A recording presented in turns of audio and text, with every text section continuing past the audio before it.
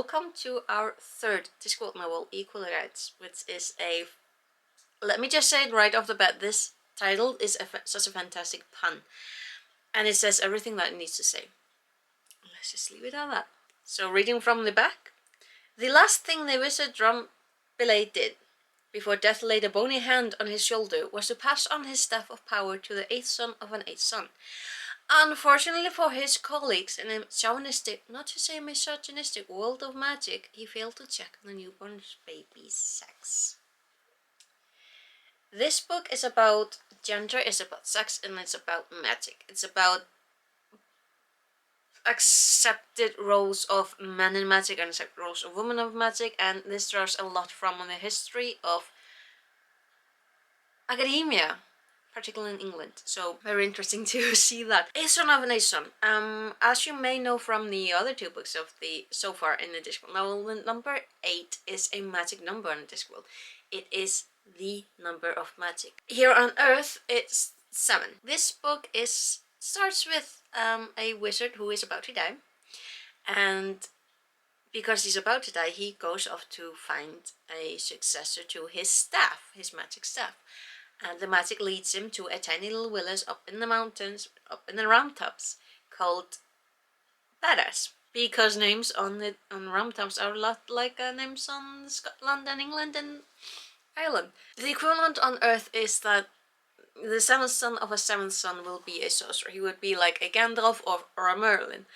On the Discworld, it's the 8th son of an 8th son, because 8 is a magic number. What happens when you go 8th son of an 8th son of an 8th son? We will get to that in book number 5, I believe, called Sorcery. Now, right off the bat, this is my... I think my 3rd rereading of this book. It's been a while since I read it last. And let me just say that being reintroduced to Pratchett's turn of phrase and how he describes things, the passage of time has not diminished the impact of his descriptions. Like how he personificates like elements, and the personification of a storm on page 11. The description: the storm walked around the hills on legs of lightning, shouting and grumbling. So the storm has legs that are made of lightning, and is walking around the hills shouting and grumbling. And further on in the book, like later part, he talks about rain tap dancing because it's number on the states that is a disconnect.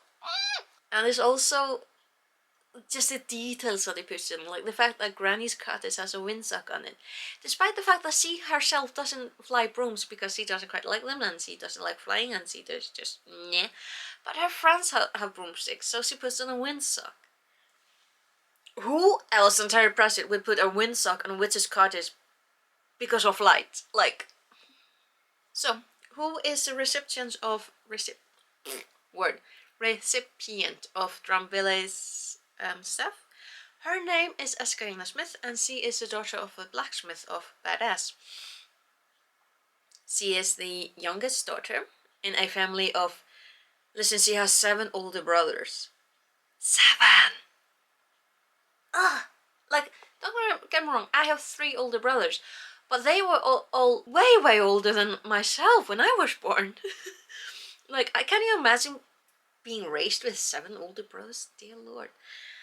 Anyway, so given the nature of magic, magic doesn't exactly hide itself, and you know, the staff has to be around because it is technically a staff. So there's a lot of really fun description in the beginning of the book of how Granny and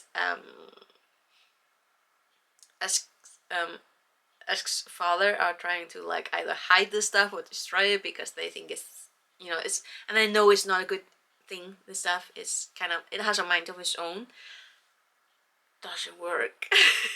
So my notes, I have to admit, they're a little bit all over the place because this book is, it is rather different from the other two. The other two were straight up sent off of a traditional or high fantasy.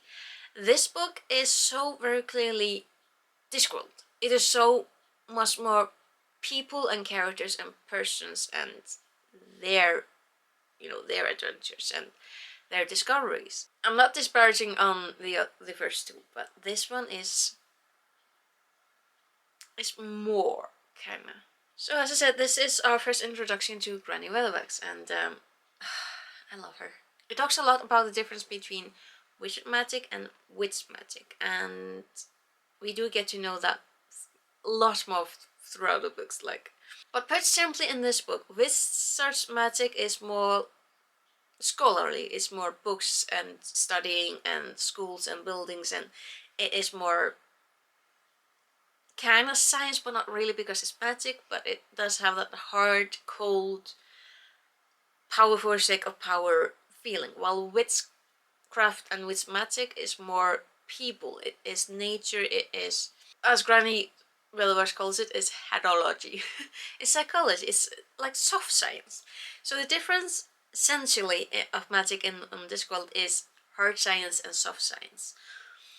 And the most interesting, listen, the most fun aspect about witchcraft as mastered by Granny Weatherwax is borrowing.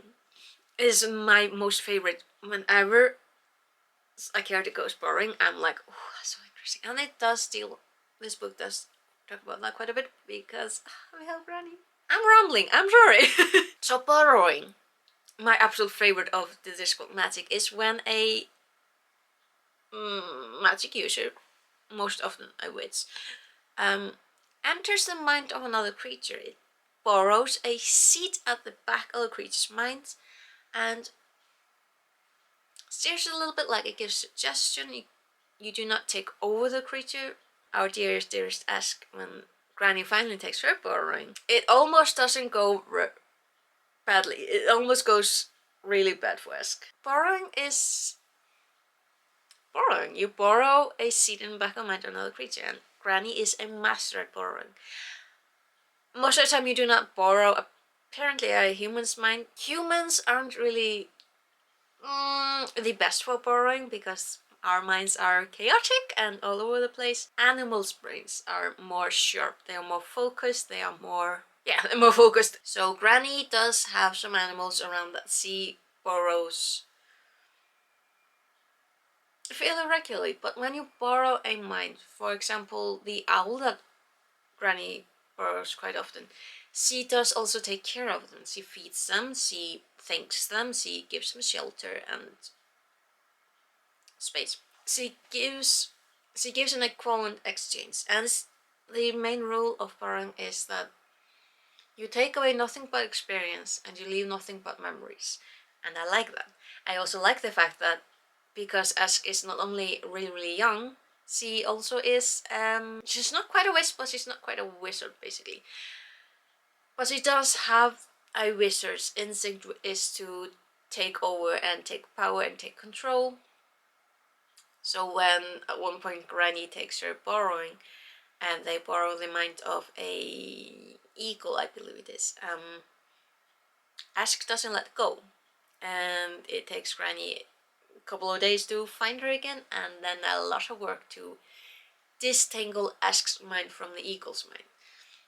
Because if you go borrowing too long, you lose sight of who you are. You start merging with the mind of the animal whose body you are borrowing, and that is terrifying. So magic always has a cost, which is why we don't really see a lot of wizards doing magic, because magic has a lot of cost, and there are creatures in the dungeon dimensions.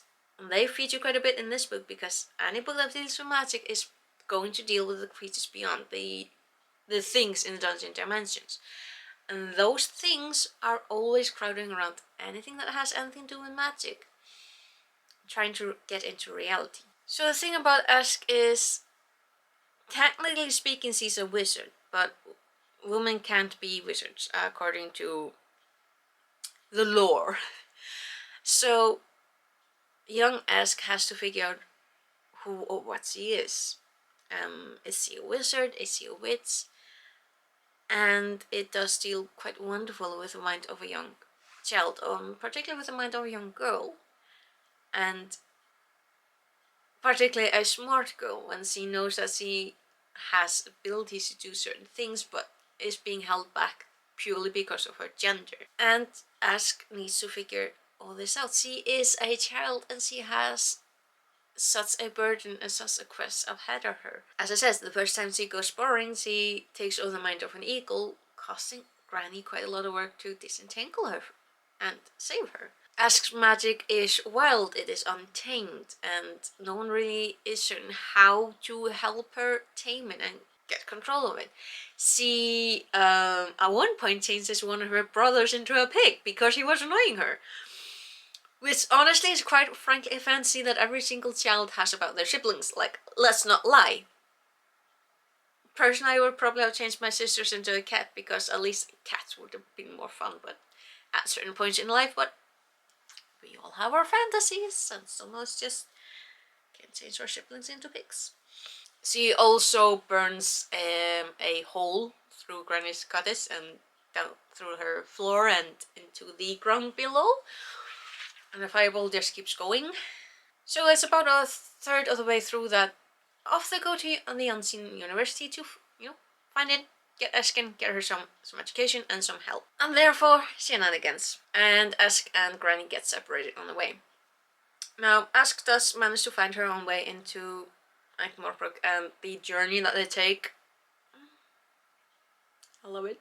The description of the river when they're going just down the river with the zoons, the character descriptions, and I love it. So along the way, Esk meets Simon the apprentice to the wizard Treacle. Simon has the most horrendous stutter. The way that he hiccups, you just feel it. You know people like that, and you probably possibly been that person. If you start studying, sometimes the words just don't come out.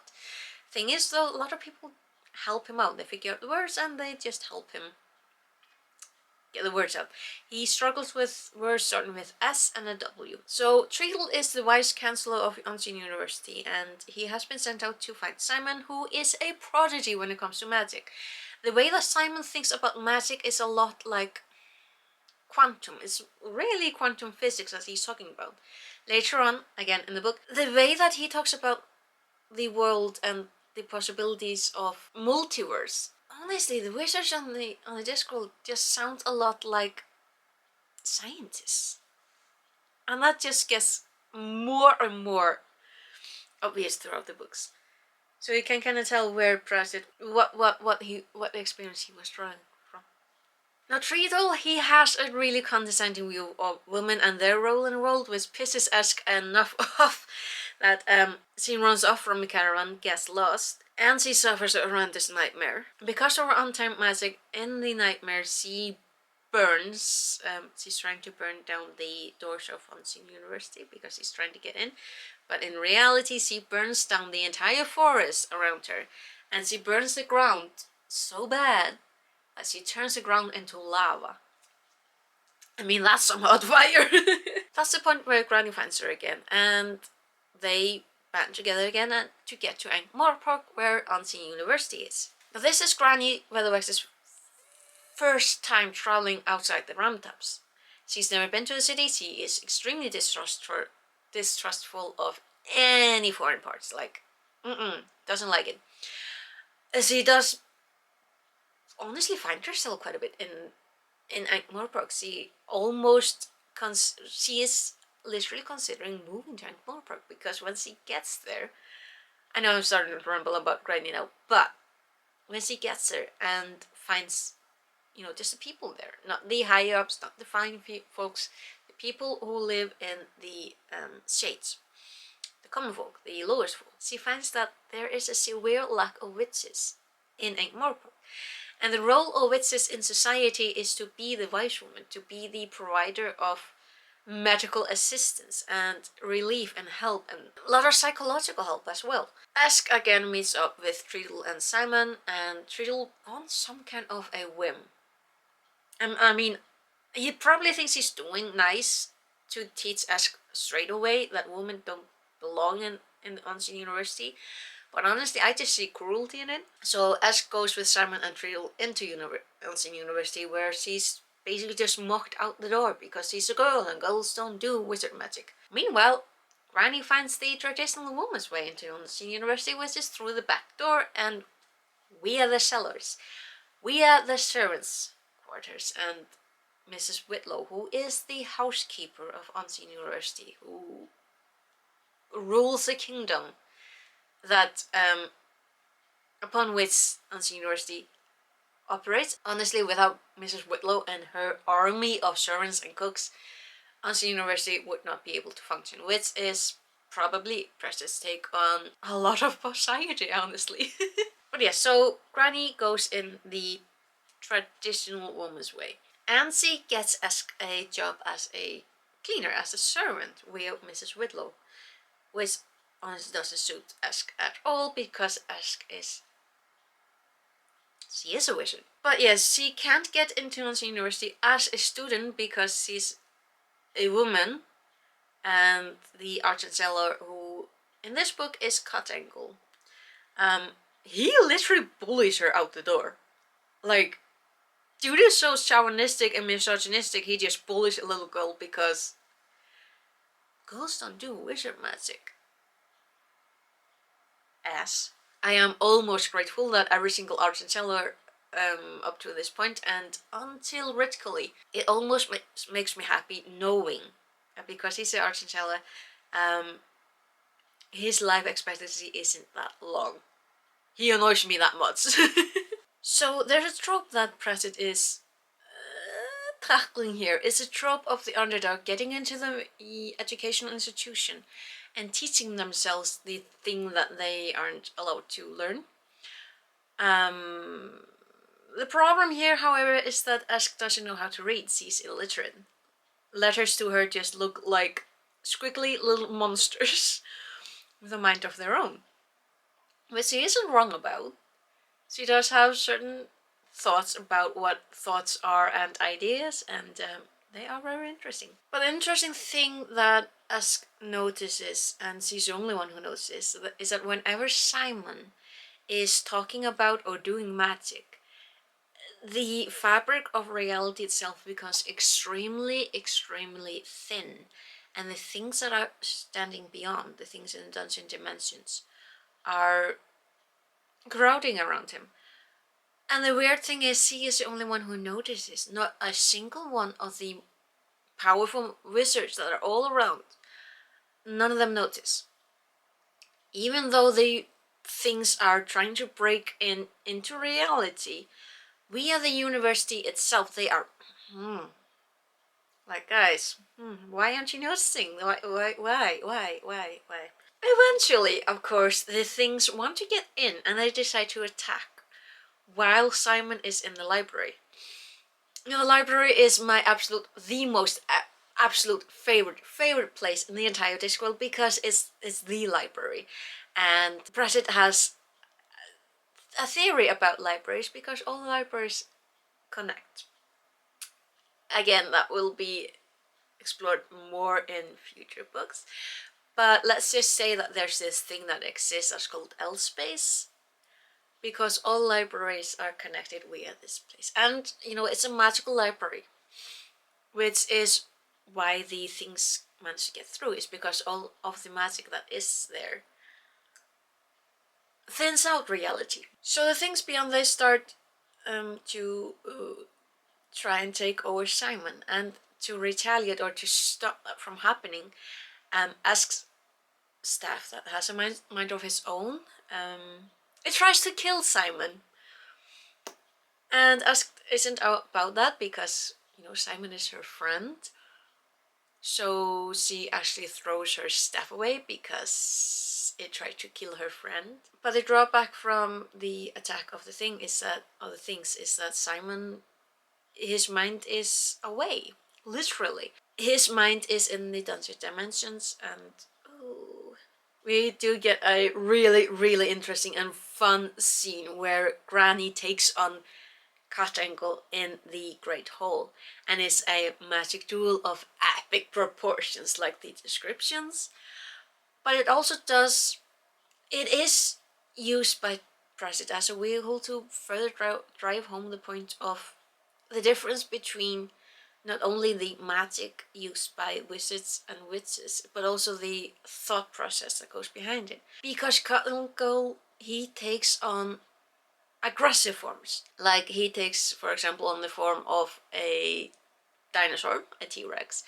Granny, in response, she takes on forms that echo. Like I said, Cottingle at one point takes on the form of what I do believe is a T-Rex. Granny, in response, takes on the form of the Ice Age. So Esk has followed Simon into the dungeon dimensions where things have him, and while there, he has created an idea of the disc for them, because he's kind of stuck in a dream, but kind of not. So when Esk tries to run away with the idea to try and save the disc, something takes over Simon and offers Esk a deal. Well, we can't really trust the things, but he doesn't really have a choice. Give the idea to them and they may make, or let them escape. Maybe, but probably not. So while that's going on, Granny and Cottingle are on a tiny little boat on a flooding river Ink, trying to find the staff that Esk threw away because the staff tried to kill her friend. And that is such a fun. Just the bartering between Granny and Cottingle is wonderful. I love it. They also find out that they actually knew each other when they were children up in the Ramtops, because the Ramtops are probably the most magical place on Discworld, and not in a magical place like Disneyland. It's magical because it is kind of like a reservoir, or a another word that Pratchett uses for magic on the Discworld, and it produces so many wizards and witches. Like, the magic is just strong in people there. Meanwhile, Esk's and Simon's unconscious, mindless bodies have been brought into the library, which is the only safe place where things are, because there's a certain heavy rain that is just washing over Ankh-Morpork and is flooding the university. Even the library is so flooded that all the students and the wizards are trying to save the books, and there's like a thick layer of water. Oh, well, what passes for water in the Ankh, flooding the entire place. And you know how well water and magic books mix. They do not mix very well. So, reaching a conclusion about this book. Do I have a conclusion? So I have to admit, I've been struggling a little bit of trying to figure out how to talk about this book, because this felt like a study this time. I haven't done something like this for over 20 years. This just felt a little bit like homework that I placed on my shelf. I do like this book. It does tell you a lot about what Pratchett thought about women, and how he felt about the hand that women are dealt, particularly in, for example, his society, because his society is the one where he grew up. But, well, to put it bluntly, in my opinion, Pratchett has written female characters and woman characters as honestly strong women. Not like the pretentious strong women of Hollywood, generally strong women. This is a book about magic and about gender and gender roles, and it is honestly quite a bit feminist. And I do recommend it. I like this book. So that is my take on Equal Rites. So that is Equal Rites this month. Whew. Next book is going to be Mort, and hopefully I will see you then. Take care. Bless, bless.